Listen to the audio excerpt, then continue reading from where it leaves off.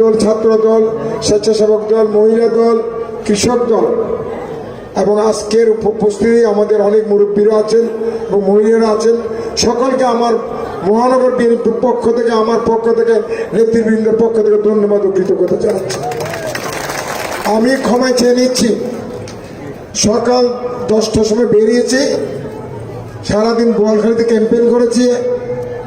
এখানে আসার কথা ছিল 8টায়, কিন্তু আমি 1 ঘন্টা দেরি হয়েছে, 9টার মধ্যে এসেছি। আমি সেই জন্য ক্ষমা প্রার্থী। আপনাদের ক্ষমা সময় সুন্দর দৃষ্টিতে দেখবেন। যেহেতু অনেক রাত হয়েছে, আমাদের বিশেষ করে মা বোনেরা, তাদেরকে বাড়ি যেতে হবে। আমি বেশি কথা বলবো না, 2-1টি কথা বলে শেষ করব। সেটা হচ্ছে আগামী নির্বাচন অত্যন্ত গুরুত্বপূর্ণ। এই কারণে গুরুত্বপূর্ণ কারণ আমরা 17 বছর যে 3টি নির্বাচন হয়েছিল সেগুলিতে আমরা কেউ ভোট দিতে পারিনি। এমনকি যারা সাধারণ, যারা আওয়ামী লীগ করত, যারা আওয়ামী লীগের সাথে সম্পৃক্ত ছিল, তারাও কিন্তু ভোট দিতে পারেনি। সুতরাং ওইবার ভোটগুলি দিতে না পারার কারণে, যেহেতু তামাশা নির্বাচন হয়েছিল, সেই কারণে আগামী গণতন্ত্রকে শক্তিশালী করার জন্য, উন্নয়নের গতিকে বেগবান করার জন্য, পরিবর্তনের যে নতুন হাওয়া 5ই আগস্টের পরে লেগেছে তাকে আরো শক্তিশালী করার জন্য আগামী নির্বাচন অত্যন্ত গুরুত্বপূর্ণ। সেই কারণে আপনাদেরকে ভেবে চিন্তা করে আগামী 12ই ফেব্রুয়ারি আপনাদেরকে রায় দিতে হবে, ম্যান্ডেট দিতে হবে। একটি গণতান্ত্রিক সরকার, একটি মুক্তিযুদ্ধের সরকার, যারা মুক্তিযোদ্ধা, আমাদের দলের নেতা শহীদ রাষ্ট্রপতির মুক্তিযোদ্ধা হিসেবে বাংলাদেশের স্বাধীনতা ঘোষণা করেছেন, সেই দলের আমরা কর্মী। সুতরাং আপনাদেরকে ভেবেছেন চিন্তা করে এই রায় দিতে হবে, ম্যান্ডেট দিতে হবে। আমি কেন বিএনপিকে ভোট দিবেন, কি কারণে ভোট দিবেন, কি লাভ হবে বিএনপিকে ভোট দিলে 12ই ফেব্রুয়ারি, সে 2-1টি কথা বলে এবং আমার ইশতেহারের কিছু বক্তব্য তুলে আমি আমার বক্তব্য শেষ করব। আমাদের চেয়ারম্যান, বর্তমান চেয়ারম্যান তারেক রহমান সাহেব, উনি 25শে জুলাই চট্টগ্রামে 21 বছর পর এসেছিলেন এবং উনি প্রথমবারের মতো চট্টগ্রামে এসেছেন 21 বছর পর। একদিকে, আরেকদিকে উনি চেয়ারম্যান হয়ে, নতুন চেয়ারম্যান এই বিএনপির, উনি চট্টগ্রামে এসেছেন এবং ওই চট্টগ্রামে পোলো গ্রাউন্ডের যে মাঠে বক্তব্য দিয়েছেন, এটা একটা জনসমুদ্র ছিল। এই জনসমুদ্রে চট্টগ্রামবাসীর আগামী দিনের ওনার পরিকল্পনা, আগামী দিনের উন্নয়ন, আগামী দিনে চট্টগ্রামকে কি উনি বিএনপি যদি ইনশাআল্লাহ নির্বাচিত হয় কি কি কাজ করবেন তার একটি রূপরেখা উনি দিয়েছেন। তার মধ্যে চট্টগ্রামকে বাণিজ্যিক রাজধানী করার যে ঘোষণা এবং সেই বাণিজ্যিক রাজধানী যে ঘোষণা 2003 সালে বেগম খালেদা জিয়া দিয়েছিল, সে ঘোষণা যেহেতু 17 বছর বাস্তবায়ন না হওয়ার কারণে আগামী দিনে বিএনপি ক্ষমতা আসলে পূর্ণাঙ্গ বাণিজ্যিক রাজধানী হিসেবে উনি করার যে ঘোষণা এবং পূর্ণাঙ্গ বাণিজ্যিক রাজধানী হলে কি চট্টগ্রামের কি উপকার হবে সেই কথাগুলি বলব। বাণিজ্যিক রাজধানী শব্দ দুইটা অত্যন্ত ছোট শব্দ, কিন্তু অত্যন্ত গুরুত্বপূর্ণ শব্দ। একসময় আমাদের চট্টগ্রাম বন্দর নগরী থাকলো, কিন্তু চট্টগ্রামের ব্যবসা বাণিজ্য পুরো বাংলাদেশের মধ্যে চট্টগ্রাম ছিল ব্যবসা বাণিজ্যে সবচেয়ে বেশি গুরুত্বপূর্ণ এবং সবচেয়ে বেশি ব্যবসায়িক হিসেবে চট্টগ্রামের একটা সুনাম রয়েছে। বিশেষ করে খাতুনগঞ্জ, আসাদগঞ্জ, চাকদাই এবং আমিন মার্কেট, এই এলাকা ছিল প্রাণকেন্দ্র, ব্যবসার প্রাণকেন্দ্র। কিন্তু বর্তমানে কেন্দ্র আছে কিন্তু প্রাণ নেই, কারণ ব্যবসা বাণিজ্য অনেক ব্যবসায়ীরা গুটিয়ে ফেলেছে। সুতরাং এই বাণিজ্যিক রাজধানী এটা যদি পূর্ণ বাস্তবায়ন হয়, চট্টগ্রামের জন্য একটি মাইলফলক হিসেবে দেখা দিবে। কারণ বেগম খালেদা জিয়া যে 2003 সালে ঘোষণা করেছিলেন, কিছু কিছু কাজ হয়েছিল, যেমন পেট্রোলিয়াম কর্পোরেশনের হেড অফিস ঢাকা থেকে চট্টগ্রাম হেড অফিস আনা হয়, স্থানান্তর করা হয়। শিপিং কর্পোরেশনের হেড অফিস ঢাকা থেকে চট্টগ্রাম স্থানান্তর করা হয়। বাণিজ্য মন্ত্রণালয়ের কিছু অফিস ঢাকা থেকে আনা হয়। শিপিং পোর্ট অ্যান্ড শিপিং মিনিস্ট্রির কিছু অফিস ঢাকা থেকে চট্টগ্রাম আনা হয়। কিন্তু পরবর্তীতে সেই বাণিজ্য মন্ত্রণালয় এবং শিপিং মিনিস্ট্রির অফিসগুলো আবার ঢাকা স্থানান্তর করা হয়। আর কিন্তু পেট্রোলিয়াম কর্পোরেশন এবং শিপিং কর্পোরেশন হেড অফিস এখনো চট্টগ্রামে কল্পনা আছে। তাই বাণিজ্যিক রাজধানী হলে প্রথমে ব্যাংক, সরকারি ব্যাংক বা প্রাইভেট ব্যাংকের হেড অফিস প্রথমে চট্টগ্রামে স্থানান্তর হবে এবং বাণিজ্য মন্ত্রণালয়, পোর্ট অ্যান্ড শিপিং মিনিস্ট্রি এইগুলি কিন্তু চট্টগ্রামের স্থানান্তর হবে। যে কারণে চট্টগ্রামের গুরুত্ব এবং বাণিজ্যিক রাজধানী হিসেবে, কারণ ঢাকার রাজধানী হলো, চট্টগ্রাম হচ্ছে বাণিজ্যিক রাজধানী। যখন সত্যিকার অর্থে বাণিজ্যিক রাজধানী হবে, চট্টগ্রামের গুরুত্ব অনেকাংশ বেড়ে যাবে এবং ব্যবসায়ী ভাইদের ব্যবসার প্রসার ঘটতে থাকবে। সুতরাং আমরা সেই অপেক্ষায় আছি। উনি চট্টগ্রামের যে জলাবদ্ধতার ব্যাপারে কথা বলেছেন, কর্মসংস্থান, আমাদের নতুন প্রজন্মের কর্মসংস্থানের কথা বলেছেন, খাল কাটার কথা বলেছেন এবং উনি 31 দফা দিয়েছেন। 13 জুলাই 2023 সালে যখন আওয়ামী লীগ সরকার ক্ষমতায় ছিল, ওই সময় উনি ঘোষণা করেছিলেন এবং এই 31 দফার মধ্যে ফ্যামিলি কার্ড, হেলথ কার্ড, কৃষকের কার্ড, কর্মসংস্থান এই কথাগুলি রয়েছে। আমি ব্যক্তিগতভাবে যেহেতু 31 দফা হচ্ছে 300টি আসনের জন্য, এই 300টি আসন পুরো বাংলাদেশের জন্য একটা ম্যানিফেস্টো। আমি মনে করেছি আমি যেহেতু বিএনপির প্রার্থী, ধানের শীষের প্রার্থী, আমি নিজে একটা ইশতেহার ছাপিয়ে বিলি করা শুরু করেছি আপনাদের মাঝে।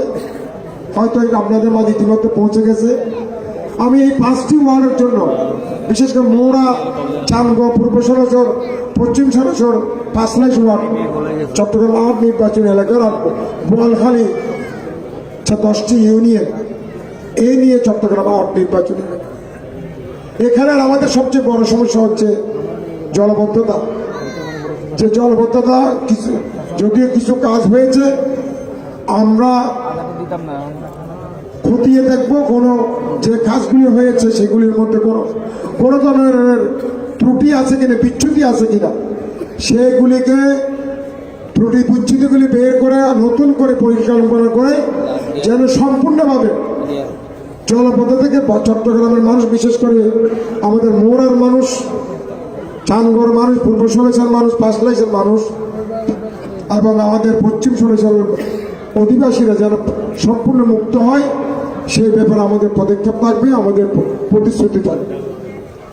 আমরা বিশেষ করে এই মৌরা বা চানগড় এলাকায় নতুন প্রজন্মের জন্য স্টেডিয়াম নির্মাণ, তাদের স্পোর্টস কাউন্সিল খেলাধুলার জন্য এবং রাস্তাঘাট সহ অন্যান্য যে সুবিধাগুলি আছে, যদিও চট্টগ্রাম আপনারা জানেন 5টি ওয়ার্ড হচ্ছে সিটি কর্পোরেশনের আওতাধীন।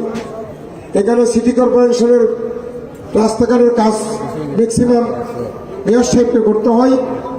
তবে মেয়র সাহেবকে সাথে নিয়ে প্রায়োরিটি বেসিসে যে কাজগুলো এখনো হয়নি, অনেক কাজ কিন্তু আমাদের নাজিম সাহেবের সময় হয়েছে মৌরাতে।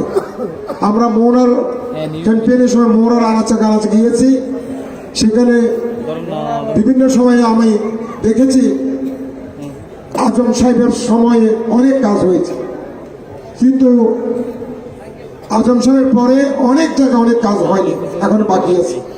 সেদিন এলখান স্কুলের পাশে দিয়ে যে রাস্তা, সেটার কাজ এখনো শুরু হয়নি।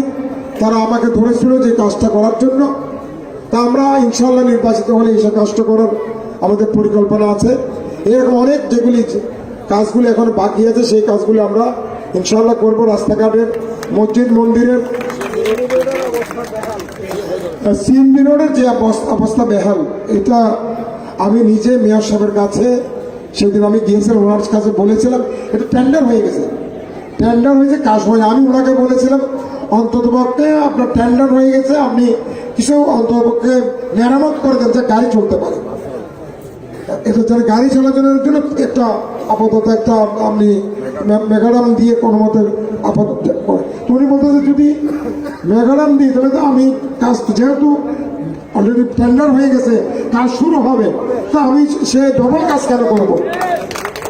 তো আমি দখলে যেহেতু আর 5-6 দিন বাকি নির্বাচনের, আজকে 6 তারিখ চলে গেছে, আর 7, 8, 9, 10, 11, 12, 6 দিন।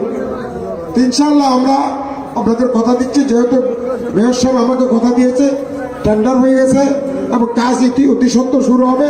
আমরা চাইব এই সিএনজি রোডের কাজটা দ্রুত গতিতে, যেহেতু ওটার অবস্থা বেশি বেহাল, রাস্তার অবস্থা বেশি বেহাল, ওটা যেন আমরা দ্রুত গতিতে করতে পারি সে ব্যবস্থা ইনশাল্লাহ আমরা করব। যদি আমরা নির্বাচিত হই বা না হই, হলেও করবো, না করলে আমার মেয়র সাহেব তো থাকবেন, সুতরাং অসুবিধা হবে না। আমি আপনাদের কাছে প্রতিশ্রুতি দিতে চাই, আমরা সবসময় আপনাদের পাশে ছিলাম। বিশেষ করে আমি কোভিডের সময় আপনাদের পাশে ছিলাম, যে কোনো বিপদ আপদ আপনাদের পাশে ছিলাম, অতীতেও ছিলাম, বর্তমানে আছি, ভবিষ্যতে থাকবে ইনশাআল্লাহ। সুতরাং এই ধানের শীষের প্রতীক আপনাদের প্রিয় প্রতীক, এই প্রতীককে আপনারা সবসময় ভালোবেসেছেন, এটার প্রতি আপনাদের একটা অনুরাগ আছে, সুতরাং ভালোবাসা আছে। সুতরাং এই প্রতীককে সবসময় আপনারা আপনাদের প্রতীক হিসেবে আপনারা রায় দিয়েছেন, নির্বাচিত করেছেন। ইনশাআল্লাহ 12 তারিখও আপনারা সেই প্রতীকের প্রতি আপনাদের যে ভালোবাসা, সেই নিদর্শন আমরা দেখতে পাবো। আর একটি কথা বলে আমরা শেষ করবো, সেটা হচ্ছে যে কথাগুলি আমি বললাম, যেহেতু বোয়ালখালীতে হচ্ছে একটি অন্ধকার জায়গা, আমরা এদিকে আলোকিত দেখি, ওখানে কিন্তু অন্ধকার দেখি, কারণ ওটা এখনো শহর হয়নি। কালুঘাট ব্রিজ হয়ে গেলে ইনশাল্লাহ কালুঘাট ব্রিজের কাজ আমরা দ্রুত গতিতে শুরু করবো, যেহেতু ভিত্তিপ্রস্তর হয়ে গেছে এটার কাজ। যেহেতু রেলওয়ের সাথে আমার কথা হয়, যদিও আমাদের অনেকে বোয়ালখালী যেতে হয়, আমাদের আত্মীয়জন আছে, বিভিন্ন ব্যবসা বাণিজ্যের কাজ আছে, সুতরাং কালুঘাট ব্রিজের কাজ অতি দ্রুত গতিতে আমরা শুরু করব, এটা আমাদের প্রতিশ্রুতি। আর বোয়ালখালীর কথাগুলি আমি নাই বললাম, আমরা যে কথাগুলি বলেছি এগুলি হচ্ছে সব দুনিয়াবি কথা। দুনিয়ার জন্য রাস্তাঘাট, স্টেডিয়াম, আপনার জলবদ্ধতা, শিল্প কারখানা এখানে আছে, বাট নতুন করে তো হওয়ার সম্ভাবনা নেই। নতুন করে আপনাকে শিল্পায়ন করতে অন্য তৈরি পারে, আর এখানে করার সম্ভাবনা নাই। তো এইসব কথাগুলি দুনিয়াবি কথা, আখেরাতের কথা আমরা বলতেছিলাম। আপনারা কয়েকদিন কাল পরশুদিন বোধ হইব সভাপতি গেল না, সভাপতি গেছে না, অনেকে রোজা রাখছেন বোধ হয়, রাখছেন? কেন রাখছেন? কেন রাখছেন? হ্যাঁ, আখেরাতের জন্য, মানে ব্যস্ত যাওয়ার জন্য। আচ্ছা, তাহলে রোজা রাখছেন ব্যস্ত, কার জন্য রাখছেন? আল্লাহর জন্য রাখছেন, সঠিক তো? তো আপনি রোজা রাখতেছেন, নামাজ পড়তেছেন, তাহাজ্জুদ করতেছেন, কোরআন শরীফ পড়তেছেন, তাইলে এইগুলি করলে আপনি ব্যস্ত যাবেন, এটা কনফার্ম তো? কিন্তু আল্লাহ যদি চাইলে, তো তার আপনি যদি দাড়ি পাল্লা করতে ব্যস্ত যাবেন, পাওয়াতে পারবেন? তো এটা কি মুনাফিকি? এটা শিরিক। এই শিরিক কাজ কে করছে? সুতরাং এই শিরিক কাজ থেকে যেন তারা আল্লাহ তাআলা তাদেরকে হেদায়েত করে, এটাই আমরা দোয়া করব। আর যারা বিশ্বাস করবে তারা কিন্তু শিরিক করতেছে। কারণ আমি একটা কথা বলি, 100 বছর আগে তো দাঁড়িপাল্লা ছিল না, তো তখন কি যারা আল্লাহর কাজ করেছে, আল্লাহর নির্দেশ হুজুর সাল্লাল্লাহু আলাইহি ওয়াসাল্লাম পথ যারা চলছে, তারা কি ব্যস্ত যাবে না? তো 100 বছর আগে তো দাঁড়িপাল্লার মাথা ছিল না, তো তাদের কি অবস্থা হবে? আমি তো তাদেরকে নিয়ে চিন্তা আছি। এখন তো তারা বা কয়েকদিন পরে শফিকুর রহমান সাহেব জামাতের আমির, উনি বলেন যে আগের যারা ছিল তারা তো কিন্তু দানের শেষ করতেছে, দাঁড়িপাল্লা পথ কেনে বলে তারা ব্যস্ত যেতে পারবে না। সুতরাং আপনারা এগুলি ভেবে দেখতেন, এখন কিন্তু একটা ষড়যন্ত্র হচ্ছে। এবং শাহজাহান সাহেব নিজে বলতেছে আমার জন্য সূর্য দাঁড়িয়ে থাকে, এবং উনি বলতেছে আমি বদুয়া দিলে লুলা হয়ে যাই, এই জন্য ওনার নাম রাখছে এখন লুলা বাবা।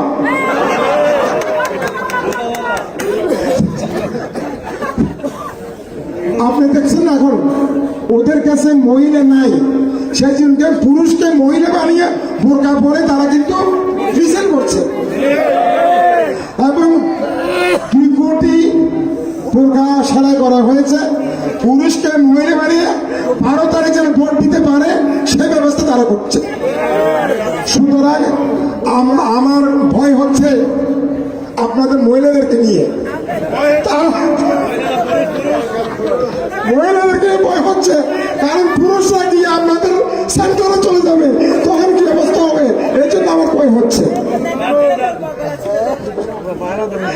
তো যাই হোক, এই কাজগুলি তারা করছে, তারা কিন্তু ইসলামের নামে করছে এগুলি। কিন্তু আমরা কিন্তু বিএনপি, আমরা আল্লাহকে ভয় করি, রাসূল সাল্লাল্লাহু আলাইহি ইসলামের উম্মত হিসেবে আমরা আল্লাহর কাছে বলবো আমি উম্মত, আমি রসুলকে আল্লাহকে বিশ্বাস করলাম, রসুলকে বিশ্বাস করলাম, তাও কিন্তু হবে না, তাও হবে না। কিন্তু আল্লাহকে বিশ্বাস করতে হবে, রসুলকে বিশ্বাস করতে হবে, কোরআনকে বিশ্বাস করতে হবে, হাদিসকে বিশ্বাস করতে হবে, তাই না আপনার সঠিকভাবে আমি যদি নামাজ কালাম পড়ি, রোজা রাখি, আর এখন আমি চুরি ডাকাতি করবো, আমি মুনাফিকি করবো, আমি দাড়ি পাল্লায় ভোট দিব, আমি ব্যস্ত চলে যাবো, আর জনের জায়গা খেয়ে বলবো, আর জনকে আমি মার্ডার করে ফেলবো, তো দাড়ি পাল্লায় ভোট দিলাম, আমি ব্যস্ত চলে যাবো।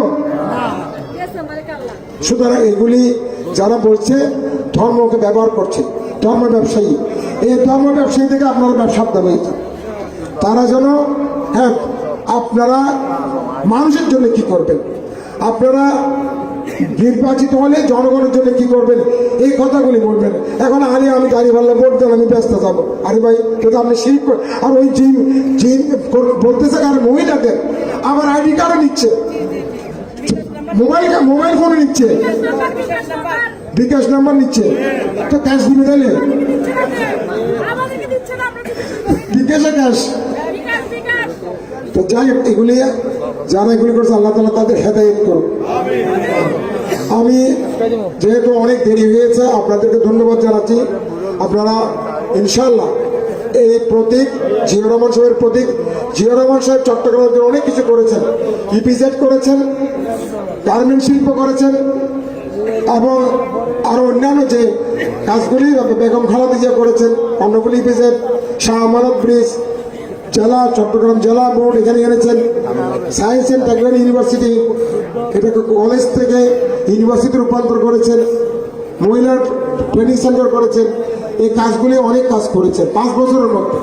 বেগম জিয়া 2001 থেকে 2006 5 বছরের মধ্যে। আমরা আরেকটি কথা বলে শেষ করলাম, আপনার একটি, আমরা মাদক মুক্ত, সন্ত্রাস মুক্ত, চাঁদাবাজ মুক্ত এবং টেন্ডার বাজ যারা করে টেন্ডার চার্জ মুক্ত, এই ধরনের একটি সমাজ চাই। যারা মাদক করবে, মাদকের ব্যবসা করবে, তারা সবচেয়ে বড় অপরাধী, কারণ মাদক সেবন করতে পারছে, কারণ ব্যবসায়ীরা মাদক ব্যবসা করছেন বলে মাদক সেবন করতো। প্রথমে আমাদের ধরতে হবে মাদক ব্যবসায়ীদের। সুতরাং এই কাজগুলি অবশ্যই আমাদের করতে হবে, যদি আমরা আগামী প্রজন্মকে ভালো একটা বাংলাদেশ দিতে চাই, একটা শক্তিশালী বাংলাদেশ। আমাদের নতুন প্রজন্মকে কর্মসংস্থান সুযোগ করে দিতে হবে, কারণ মাদক সব আপনি যখন সে কর্মসংস্থান না থাকে, তার সে এইসব কাজগুলি তার করে থাকে, খারাপ কাজগুলি করে থাকে। আর একটাও যে ঘরে মাদক সেবী একজন ছেলে থাকে, তার করুণ অবস্থা। ক্যান্সার রোগী যেরকম একটা বাসায় থাকলে মানুষের ফাইন্যান্সিয়ালি ক্ষতি হয়ে যায়, পুরো পরিবারের জন্য দুশ্চিন্তা বেড়ে যায়, একইভাবে মাদক একটা সাধ্য ছেলে থাকলে একই অবস্থা হয়।